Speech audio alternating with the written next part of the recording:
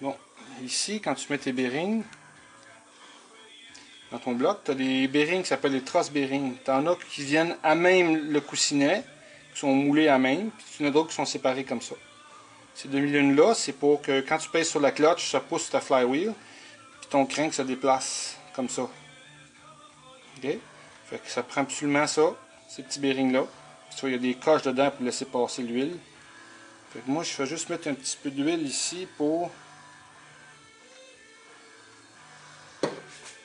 le coller, pour qu'il tienne là à l'intérieur. Il y a une place que ça va dans le bloc. Quand tu mets ton crank, tu fasses bien attention. Pour pas l'accrocher pour qu'il débarque.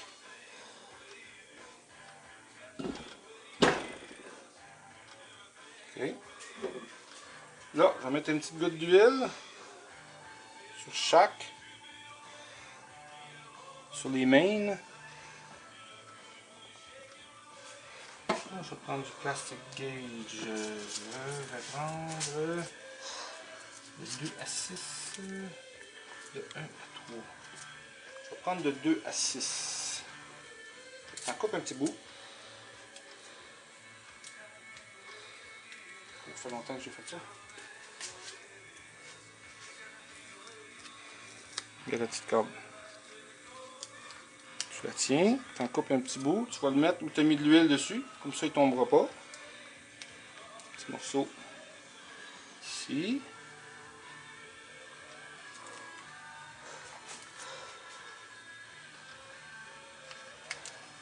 Pas obligé d'en mettre sur toute la gang, mais moi ça me tente de le faire. Tu les mets partout. Okay. Là tu ne touches plus, tu ne le fais pas tourner, rien. Tu prends l'autre partie, tu le descends doucement dessus pour pas te faire tourner ton crank.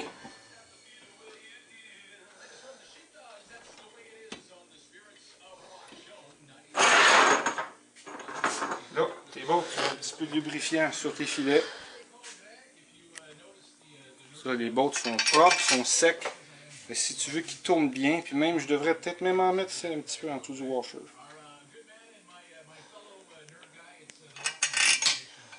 Là, tu as un ordre de serrage selon le fabricant.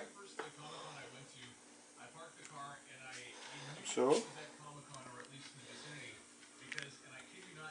OK. L'ordre de serrage, en général, tu fais 1, 2, 3, 4, 5, 6, 7, 8, 9, 10. Ça, c'est pas mal le standard. Pour les têtes, c'est la même chose. Tu as d'autres compagnies que les autres, c'est en rond. 1, 2, 3, 4, 5, 6, 7, 8, 9, 10. En rond comme ça. En plus d'avoir un couple de serrage, bien des fois, tu as des degrés à respecter. C'est pour ça que c'est des bottes à multipoints comme ça. Tu te fais une petite coche, je vais le montrer tantôt. Tu fais une petite coche, puis s'ils te disent de faire un quart de tour après l'avoir serré, tu fais un quart de tour comme ça, avec une barre de force. Bon, pour s'assurer, une fois torqué, ils disent 2 fois 45 degrés. J'ai pris du liquid paper en crayon comme ça. Je me suis fait une marque ici, un 45 là et 180 ici en bas.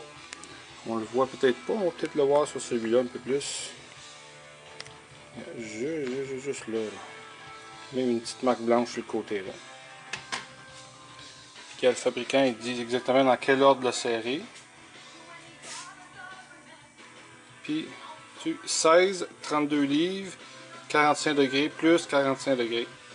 C'est pas tout de même pour toutes les sortes de moteurs. Ça, c'est des stretch boats. Il y a souvent ça aussi sur les têtes de moteurs diesel, des boats spéciales qui s'étirent. Les autres, c'est un petit peu dans le même principe. Pour toujours garder une tension sur le bloc. Vu que c'est d'aluminium, il prend beaucoup d'expansion rapidement. Fait que si ça serait une boat trop solide, il risquerait de casser en deux. Fait que tu te fais des marques comme ça, puis tu prends une barre de force. Là, ils sont torqués à 32 livres. Tu prends une barre de force, puis tu fais tes 2,45 degrés. Tu fais une fois une série de 45 et une autre série de 45, qui fait un demi-tour. Une fois ta séquence faite, tu enlèves le tout Garde la largeur du plastic gauge. Là, tu prends ton petit papier. Déchire mon lit, c'est pas là. Prends ton petit papier.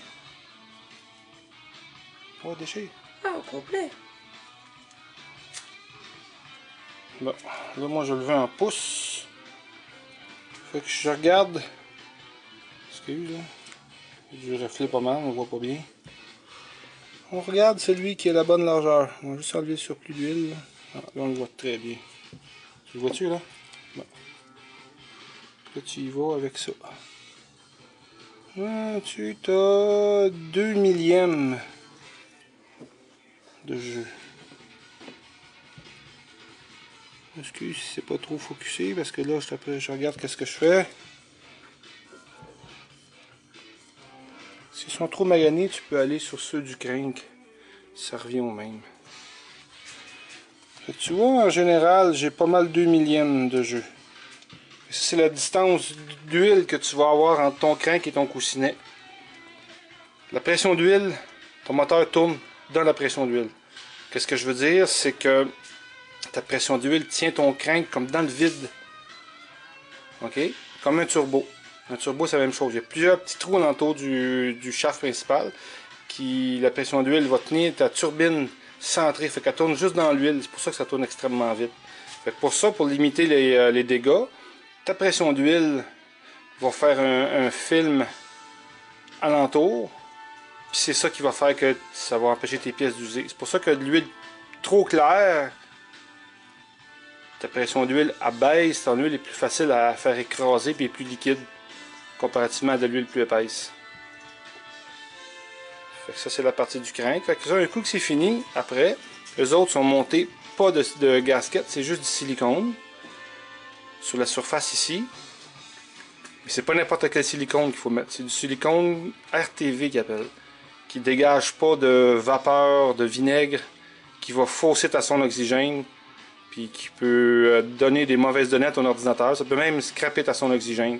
Ça peut être un silicone spécial pour les moteurs à injection électronique. C'est pas la même chose que qu'est-ce qu'on achète là, du noir, là, puis qui sent le vinaigre à plein nez. C'est pas ça. Il y a toutes sortes de nouveaux silicones maintenant. Je vais sortir.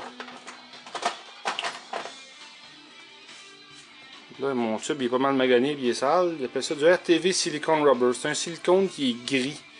Ça fait comme du caoutchouc. Ça, c'est le meilleur qu'il n'y a pas. Regarde, tu vois, c'est fait par International parce que c'était d'un kit de DT 422. 442. C'est la sorte de moteur. Fait que je vais monter ça avec ça. Encore magané de sueur. Bon, ça c'est le starter et l'alternateur une fois remonté. Repeinturé. Tout a été démonté, lavé, sandblasté, graissé. Puis là, j'ai mis un clear par-dessus la peinture que j'ai mis. Pour qu'il reste beau longtemps, longtemps, longtemps. Un autre 10 ans.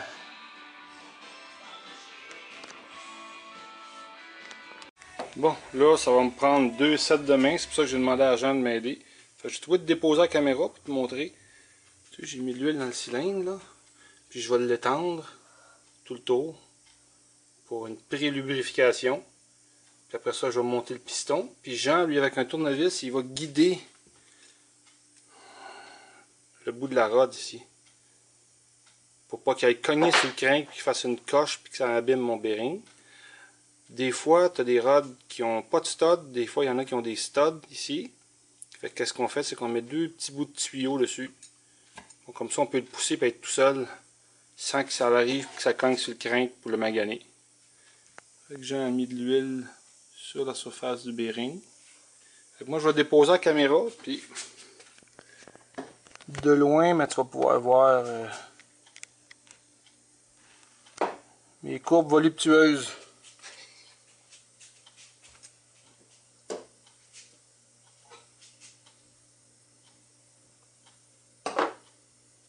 Ici. Il est assez, je pense. Ça, là tu mets de l'huile sur tes segments. Tu mets tout le tour. piston, tu tournes tes rings pour être sûr qu'il y a de l'huile dessus. On met ça là-bas. Pas de mauvais trou. Bonne affaire de mettre dans le bon trou. C'est ce que c'est les bons trous. Parfait.